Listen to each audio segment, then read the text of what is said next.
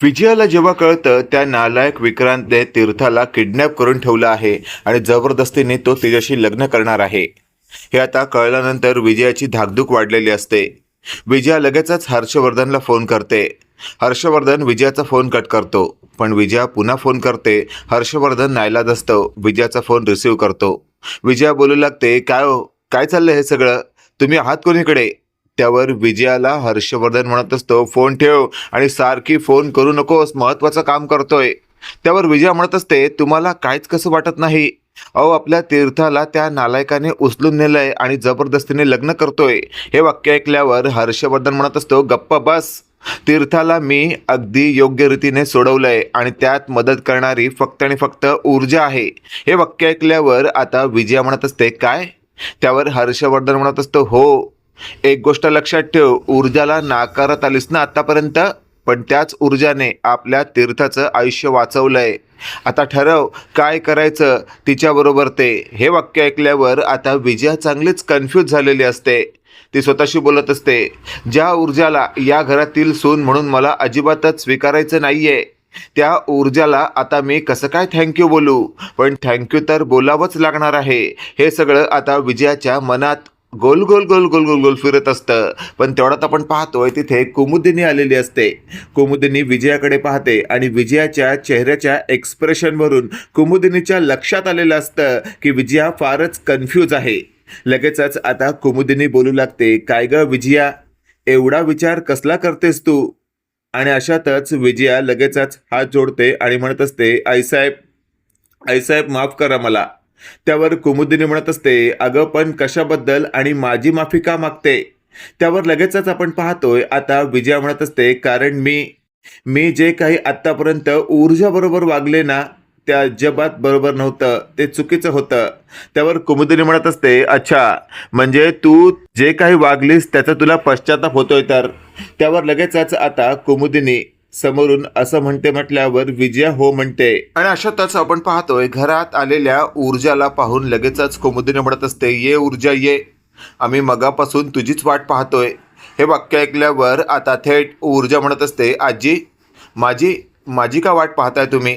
त्यावर ऊर्जाला आता थेट विजया बोलू लागते, कारण तू आज जे काही केलेस ना, त्यासाठी तुझे मानावे तितके आभार कमी आहेत. हे वाक्य ऐकल्यावर ऊर्जा मनातल्या मनात बोलत असते, बापरे, मी असं केलंय काय? आणि अशातच आता थेट कुमुदिनी म्हणत असते, अगं ऊर्जा, तू तीर्थाचा जीव वाचवलायस ना त्या नालायकाच्या तावडीतून, म्हणून विजया तुझ्यावर खूपच खुश आहे.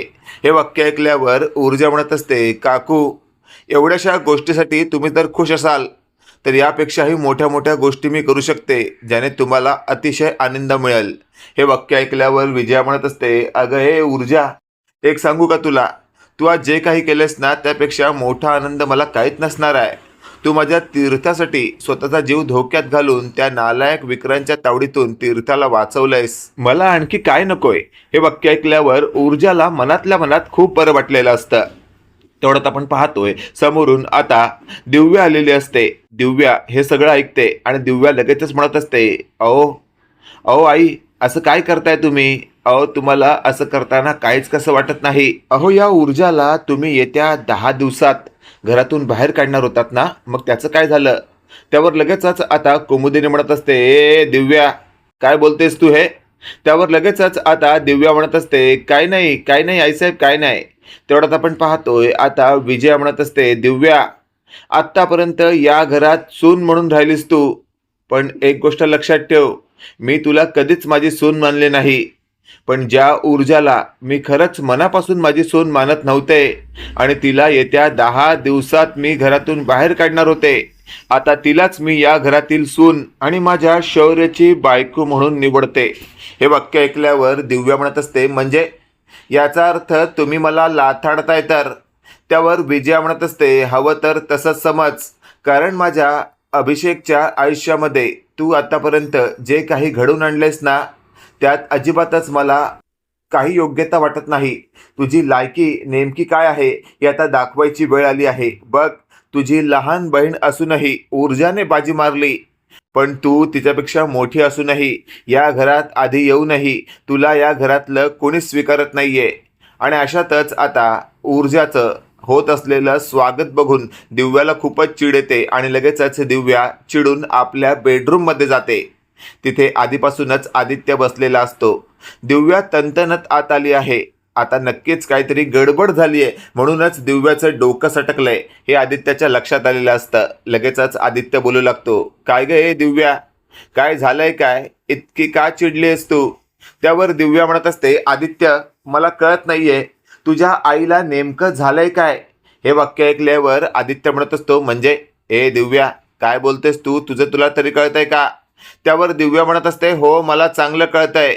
हल्ली ना त्यांचं डोकं ठिकाणावर नाहीये, त्यांना कळत नाहीये कोण आपलं नाही.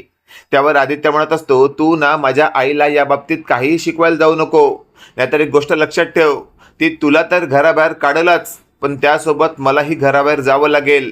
हे वाक्य ऐकल्यावर दिव्या म्हणत असते, असं कसं घराबाहेर पडायचं? आपण या घरातले कोणीच नाही आहोत का? आणि आपल्या या घरामध्ये आपली काही ना काही प्रॉपर्टी आहे ना? जर घराबाहेर जायचं असेल तरी प्रॉपर्टी घेऊन जायचं.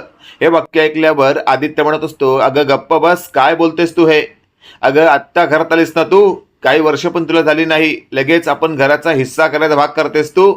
आणि अशातच आता मागून थेट तिथे कुमुदिनी आलेली असते. कुमुदिनी म्हणत असते, दिव्या शब्द जपून वापर, या घराचे तुकडे करण्याचा विचार करत असशील ना, तर आदित्य तुझ्या बायकोला आत्ताच्या आत्ता घराबाहेर काढ, आणि नसशील काढत तर तूही देखील घराबाहेर पड.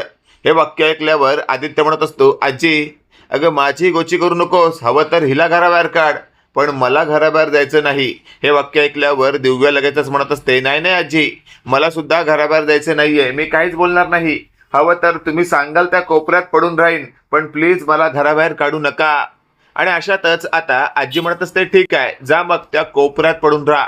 इकडे आपण पाहतोय आता विजयाने ऊर्जाचं छान असं स्वागत केलेलं असतं आणि दिव्याला आता तिने फाट्यावर मारत ऊर्जाला म्हटलेलं असतं, जरी दिव्या या घरातील मोठी सून असली तरी मोठ्या सुनेचं कर्तव्य तू बजावलं आहेस. हे वाक्य ऐकल्यावर ऊर्जा म्हणत असते, आऊ असं का बोलताय तुम्ही? अहो असं काहीच नाहीये, मी तर माझं कर्तव्य केलंय. त्यावर विजया म्हणत असते, अगं हाच तर तुझा मोठेपणा आहे, एवढं सगळं करूनही तू स्वतःला अगदी मोठं समजत नाहीस, तर लहान समजतेस. आणि एक गोष्ट लक्षात ठेव, आजपर्यंत मी तुला नाकारत आले, पण मला नव्हतं कळलं की खरंच तुझ्यातच चांगले गुण आहेत, तुझ्या बहिणीत नाहीत. आता तर तूच माझी सून आणि तूच माझ्या ऊर्जाच्या नवऱ्याची बायको. हे वाक्य ऐकल्यावर आता विजयाला नेमकं काय बोलावं कळत नसतं. आणि अशातच आता मागून आलेल्या शौर्याने लगेचच कुमुदिनीला असं म्हटलेलं असतं, आजी अगं आज आईला झालंय काय, अशी का वागते ती एकदम गोडासारखी? त्यावर कुमुदिनी म्हणत असते, कारण त्या ऊर्जाने तीर्थाचा जीव वाचवलाय, आणि तुला माहितीये विजयाला तीर्थ किती आवडते. आणि अशातच आपण पाहतोय फायनली आता शौर्य म्हणत असतो, आजी असं असेल ना तर आता आपण एक काम केलं पाहिजे, काही दिवसांसाठी सगळे जहागीरदार फॅमिली फिरायला निघायला पाहिजे. त्यावर आजी म्हणत असते, अगदी बरोबर बोललास तू माझ्या मनातलं, म्हणजे कशी हवा पालट होईल, आणि खरंच काही दिवस आपण इथून बाहेर गेलो ना तर सगळ्यांनाच एक नवीन चेंज मिळेल. हे वाक्य आता तिथे बसून लपलेल्या त्या दिव्याने ऐकलेलं असतं. दिव्या लगेचच उठते आणि म्हणत असते, अगदी बरोबर बोललास तू शौर्य, आपण ना कुठेतरी बाहेर फिरायला गेलंच पाहिजे, आय थिंक स्वित्झर्लंडला जाऊया, स्वित्झर्लंडला. हे वाक्य ऐकल्यावर आता कुमुदिनी म्हणत असते, स्वित्झर्लंड? अगं स्वित्झर्लंड नाव ऐकलंयस, त्या बाबतीत काय माहिती तुला? आलीच मोठी स्वित्झर्लंडला जाणारी.